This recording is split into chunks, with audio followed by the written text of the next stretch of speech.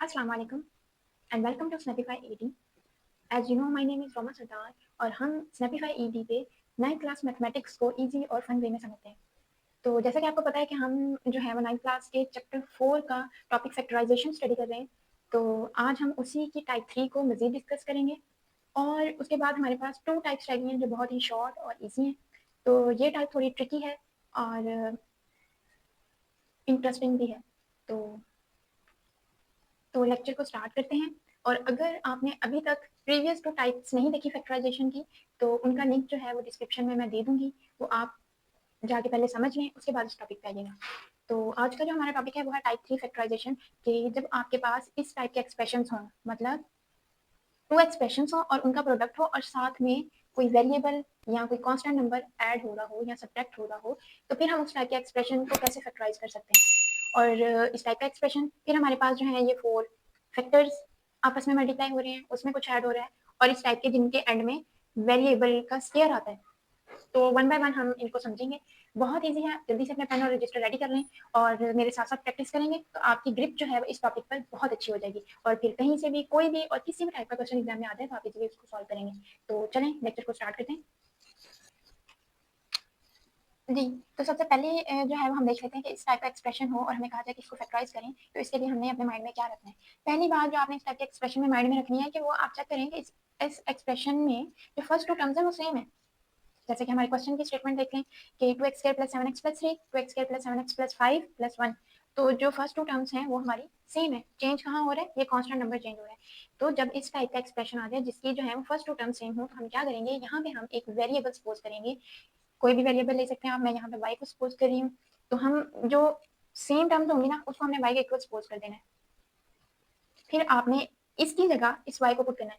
Solve हम ऐसे भी कर सकते हैं, मतलब इनका प्रोडक्ट लेना है ना, तो हम इसके फर्स्ट टर्म उठाएं, इस पूरे के साथ मल्टीप्लाई करें, सेकंड उठाएं पूरे के साथ, थर्ड उठाएं, तीनों के साथ मल्टीप्लाई करें।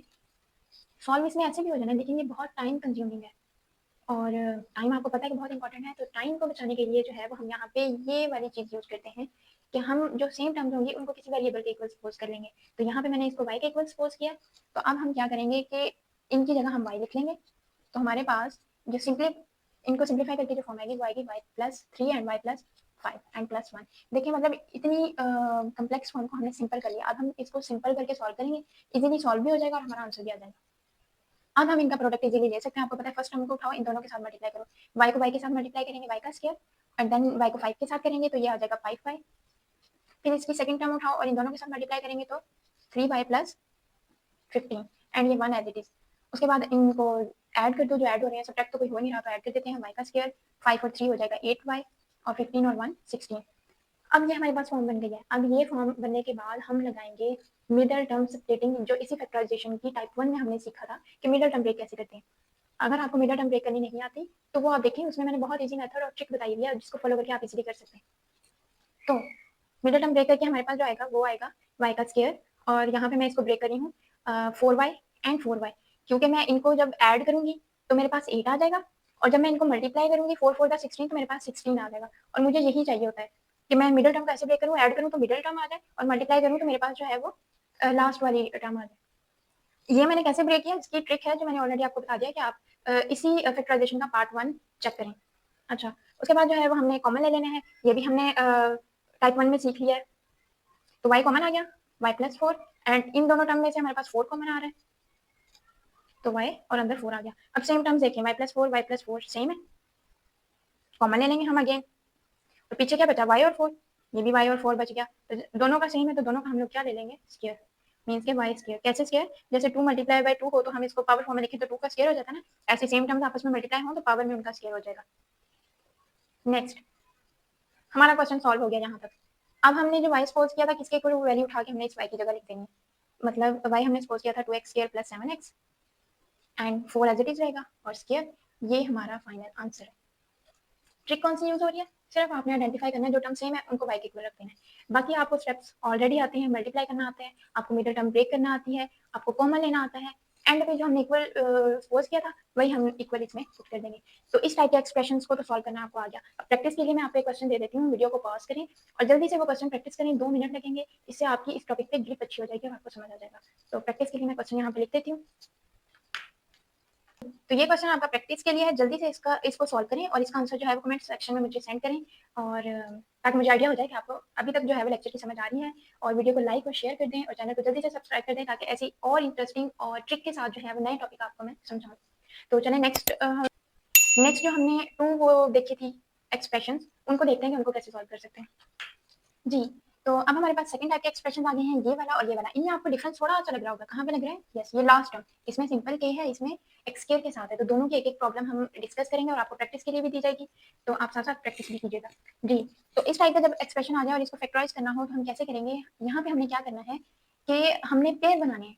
पेयर बनाने के लिए हमने क्या करना है, 2 मेथड को फॉलो करना है। एक आपने क्या करना है कि उन 2 फैक्टर्स का पेयर बना देना है कि जिनकी ये जो लास्ट टर्म है ना, उनको अगर हम जमा माइनस करें तो सेम सेम आंसर आ जाए।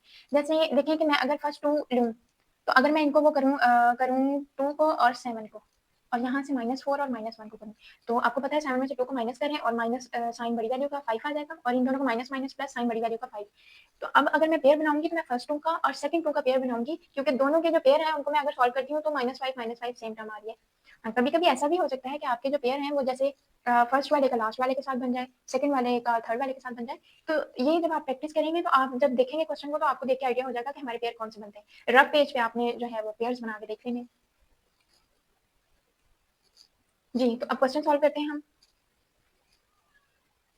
जी, तो क्वेश्चन मैंने सॉल्व कर लिया। अब मैं आपको स्टेप बाय स्टेप जो है वो बता देती हूँ कि कैसे सॉल्व होगा। सबसे पहले तो आपको ये मैंने बता दिया कि आपने ये स्टेप जो है वो रफ पे करके देख लेना है कि पेयर कौन-कौन से बनेंगे। जब आपके डिसाइड हो जाएँगे कि हमारे ये पेयर बनेंगे, जैसे फर्स्ट 2 का पेयर बन रहा है 2 और 7 वाले फैक्टर्स का और इन दोनों का बन रहा है, तो इनको मैंने क्लोज़ स्क्वायर ब्रैकेट में क्लोज़ कर दिया और 17 एज़ इट इज़। फिर जो है वो जैसे सिंपल हम मल्टीप्लाई करते हैं, तो हम इन फैक्टर्स को आपस में मल्टीप्लाई कर देंगे। मल्टीप्लाई करने के बाद देखिए एक्स स्क्वायर, एक्स 7 के साथ होगा तो -7 और ये 2x और प्लस माइनस माइनस और ये 14।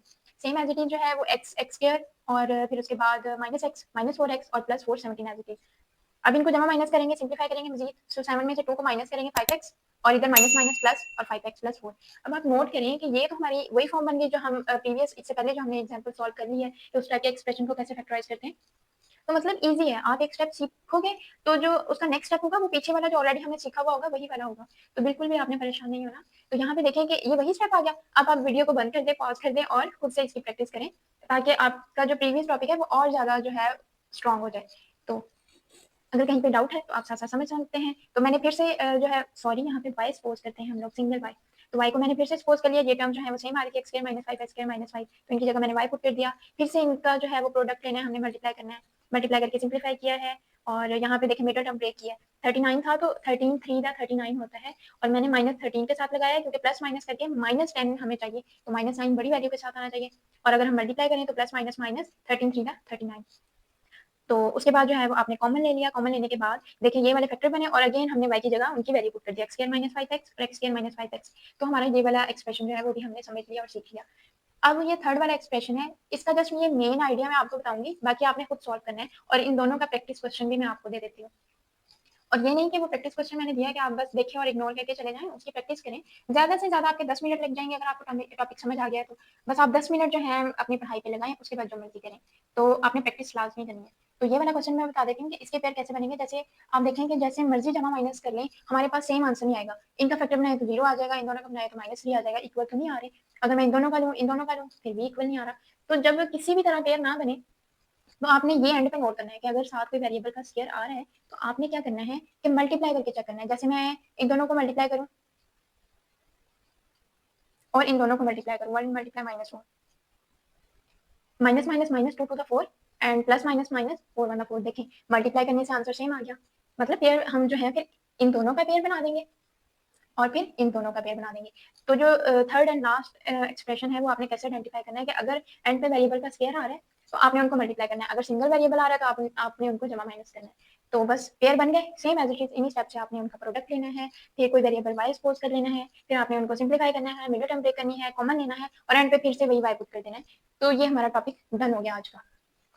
वीडियो लेंथी ना हो जाए इसीलिए जो 2 पार्ट्स लगे हैं वो हमने नेक्स्ट वीडियो में करेंगे। आज के लिए इतना ही आपका प्रैक्टिस क्वेश्चन मैं यहाँ पे लिख देती हूँ आपके। जी, तो ये दोनों आपके जो हैं वो क्वेश्चन है प्रैक्टिस के लिए। अब आपने खुद आइडेंटिफाई करना है कि किसमें प्रोडक्ट लगेगा, किसमें हमने ऐड करना है क्योंकि मैंने थोड़ा आगे-पीछे करके लिखा है, इसलिए कि आप खुद से इनको आइडेंटिफाई करें। तो क्वेश्चन सॉल्व करें, आंसर जो है वो कमेंट सेक्शन में सेंड करें मुझे और कहीं पे कोई भी डाउट हो तो वो भी आप कमेंट करके मुझसे पूछ सकते हैं। तो ये आज का हमारा टॉपिक है। और अगर आपको वीडियो पसंद आई है तो वीडियो को लाइक कर दें, चैनल को सब्सक्राइब कर दें और अपने दोस्तों के साथ शेयर कर दें जिनको मैथ जो है वो बहुत मुश्किल लगती है। मैथ के साथ आपको दोस्ती करना पड़ेगी, फिर ही मैथ आपके साथ दोस्ती करेगी और वो आपको समझ आएगी। तो मिलते हैं नेक्स्ट वीडियो में, तब तक के लिए अल्लाह हाफ़िज़।